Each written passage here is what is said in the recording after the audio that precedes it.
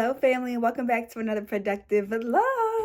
Hope you all had an amazing week. I know for me it has been super busy. We have a lot of editing, content creation, writing, strategizing. It's January, so we're in a continuous flow, but I'm so glad that I actually took the time to rest at the end of December, because I realize sometimes, like, if I feel like an urge to rest, I know that it's about to be a busy season. So I'm just glad I did not ignore that. So today, it's our errands running day. We're going to be going grocery shopping, planning, meal prepping, and all of the things. So if you know that you need to get your life together, let's do it together, sis.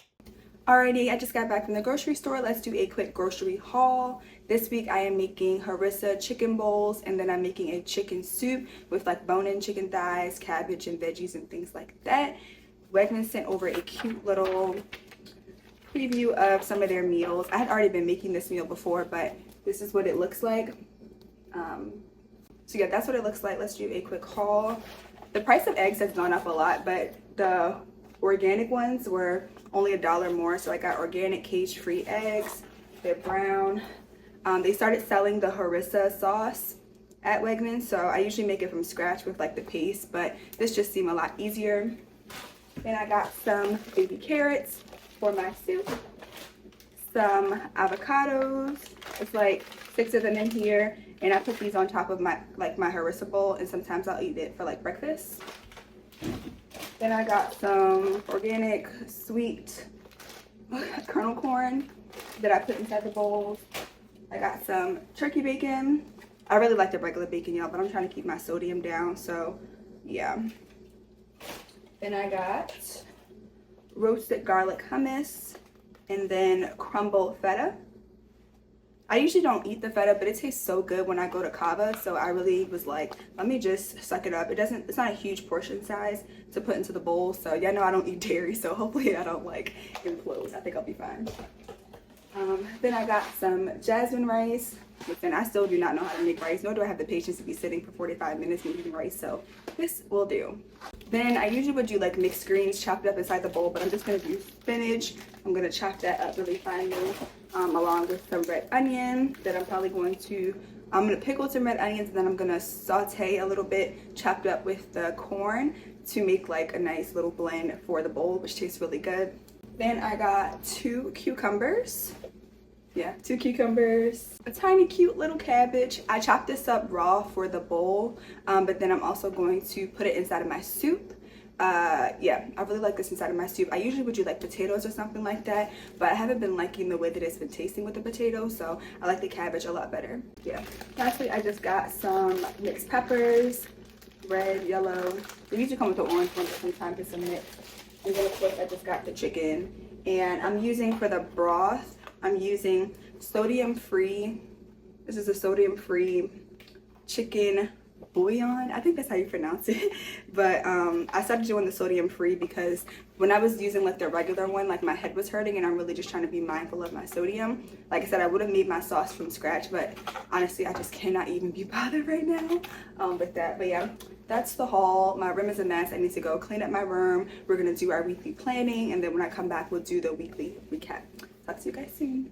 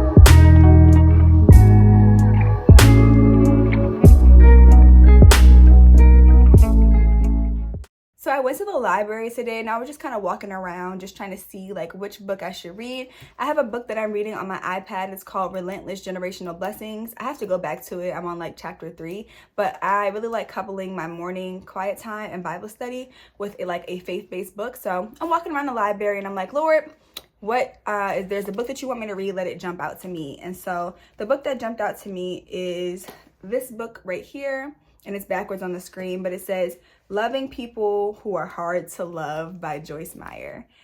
And it deals a lot with like offense, loving people that can be very combative, loving people who hurt you or have betrayed you, really guarding your heart, and forgiveness, offense, all of these other things. I feel like I've been in a very unique season for the past couple of years, and so that's just one of my goals, is just to love people better.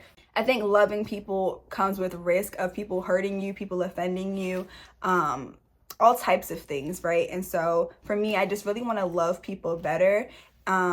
Even the people that God has called me to, like, right? Everything is not smooth when it comes to ministry or business or whatever it is, but like as Christians, we're called to love people, and I want to continue to grow in this area to be a better representation of Christ. And so loving difficult people is one of those things. Even as a content creator, like as I put my life out there, like it's always under like some type of like criticism or judgment or things that people think I should be doing more of or less of. There's so much like noise sometimes, and so there's a temptation to like always want to like respond or clap back or defend yourself. And when you're walking with God, like it just doesn't look like that. He calls you to love everyone and to love even in hard situations, to love people that are fussing you out and dragging your name, people that are smiling in your face and doing stuff behind your back. Like those are the people that like you really see the fruit of the spirit of love in action. And it says love is patient, love is kind, love holds no record of wrongdoing, love is not easily offended. Like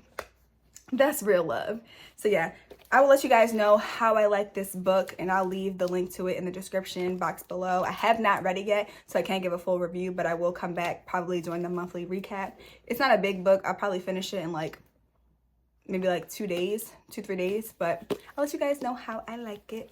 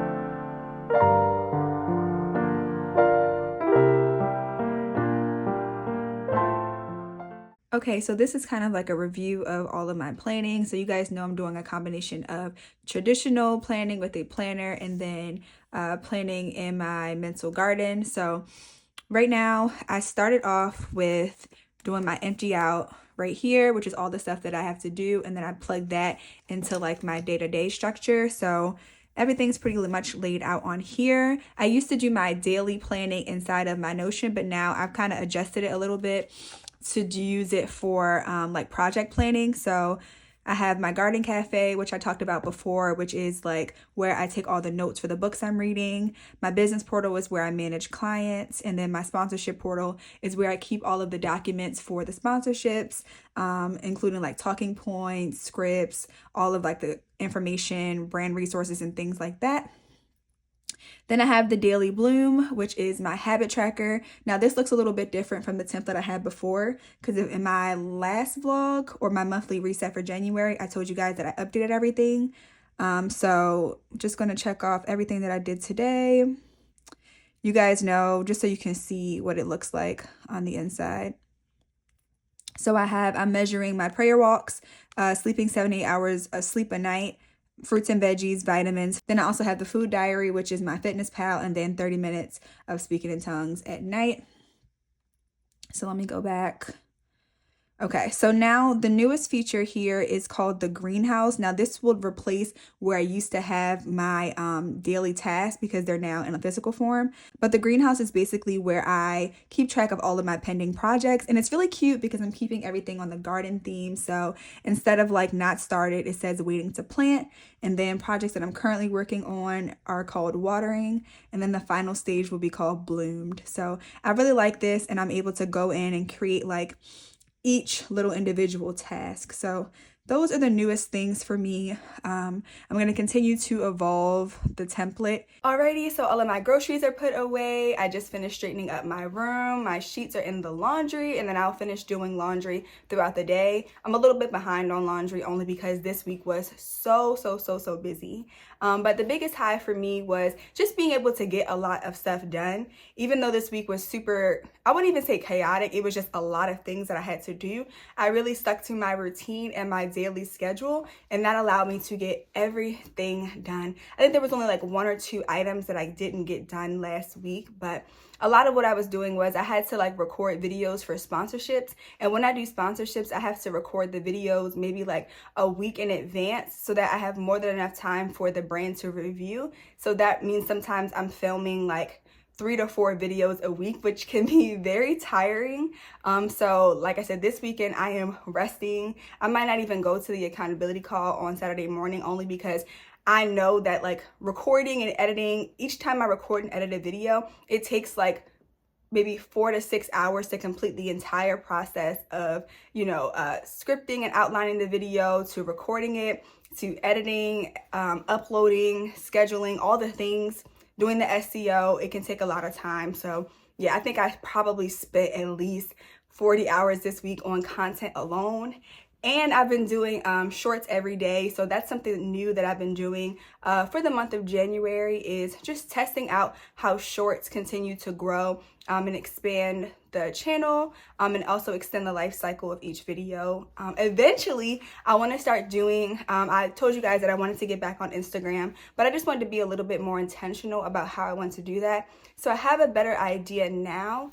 And I may start posting there between like February and March. But right now, I'm just trying to get a handle on everything that's going on. But one thing I'm just really grateful for is I feel like I really like the sponsors that I've been working with. I'm very intentional about the ones that I select. I want them to be beneficial for you guys and also something that I would actually use. And one of them, this is not sponsored, but I'm just saying one of them that I was using saved me literally so much time because I don't know what it is about like scheduling doctor's appointments, but like I usually just keep all of that stuff for my mom. Like she works for one of those companies, and it's just, I feel like they don't take the time to, like when you're growing up, they don't take the time to explain some of these things to you. So like ZocDoc was just like super helpful, and I was able to get all of my appointments scheduled, but that just saved me so much time. Y'all know I'm like really intentional about just taking my health journey more seriously. So I've been talking for a while about getting my blood work done and all of those other things. So I have a physical schedule, and now I have another dental appointment scheduled.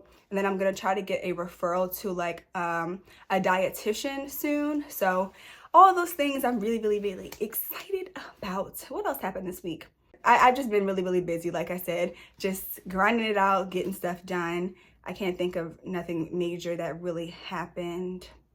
Yeah, the lows for this week was I did not do my train well workouts. I'm like kind of disappointed, but not really disappointed. I'm trying not to beat myself up because like I said, like the demands that I had this week just kind of exceeded my capacity, and I had to prioritize. So I still was able to do like my 30-minute prayer walks in the mornings. I don't skip those, but I'm trying to figure out when is the best time to do my workouts, because right after I do my morning prayer walk, I jump right into Bible study. And then after Bible study, I'm like kind of getting ready for the day. So it's like trying to figure out what is the best time. I may have to do it like right after I finish working, which is about like 2. I typically work from like 10 in the morning to like 2 p.m. depending on what I have to do. And then I might pick up like a later session after 6, just depending. But yeah, we'll have to be really intentional about that. This week was just too much. Like I had to just get the stuff that I could get done. And same thing with my hair. Like I need to do my hair. I'm grateful, first of all, that I'm able to do my own hair. I really like the middle part with the bangs, so I'm probably gonna do my hair on Saturday, but it probably won't be till Saturday night because I am tired. It's a good kind of tired, but I'm tired. Yeah, that was probably the low. My eating, I'm gonna start checking in with you guys about my eating because I know that this is something that a lot of people are interested in doing. I have been consistent with tracking my food in my fitness pal, and y'all, it is quite surprising the things that I consume on a like daily, weekly basis. And I think the biggest thing is just being mindful with like my sodium, the amount of like cholesterol. I feel like the sugar content, I don't feel like I ate a lot of sugar, but when I saw the numbers, I was like, oh girl, like you're eating a lot more than you think you are, and you're consuming a lot more like sugars and like sodium than you thought. So all of that is just making me very mindful. And I've been going back and forth. I keep like, I want to eat clean, and I feel like I've been eating cleaner, but I just don't want to go to such an extreme, like a completely raw diet or completely like, you know, vegetarian. I just want to find the balance.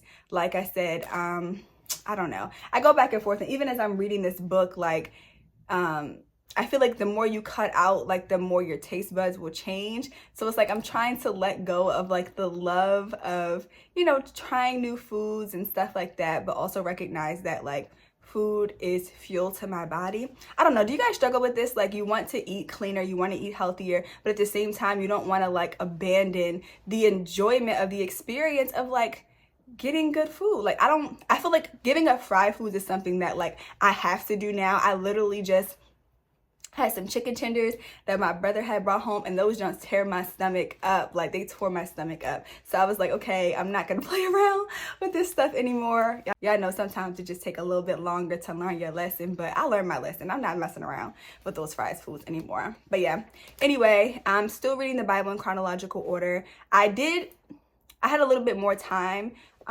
Usually it's like 3 chapters a day, and it started off with Genesis and then it went to the book of Job. And so Job is a very intense book to read, and it was kind of like heavy reading first thing in the morning, and especially because I'm also reading the commentary along with, you know, reading the Bible in chronological order. So I wound up just having more time, and I just read the entire book of Job because it was supposed to take like, I think like 8 days to read it according to that schedule. But y'all, it was just way too heavy on me mentally. So I was able to read the entire book of Job. So now I'm back in the middle of Genesis there, and actually taking the time to, I think the first time I read the book of Job, it was like in a season of like suffering. And so now I'm reading it and I was like, Lord, help me to have like a clear perspective.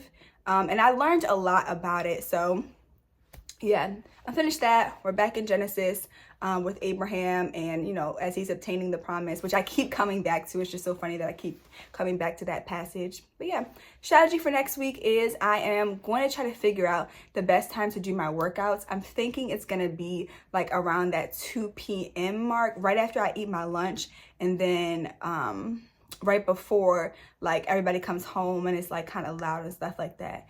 I have noticed that like if I stack my like vlog watching or my show watching with my workouts, I'm a lot more likely to get it done. I'm not a big like listen to music person while I work out, because for me, like I just want the workout to be over. And if I'm watching TV, I'm less likely to be like counting the time. So we're gonna try that next week.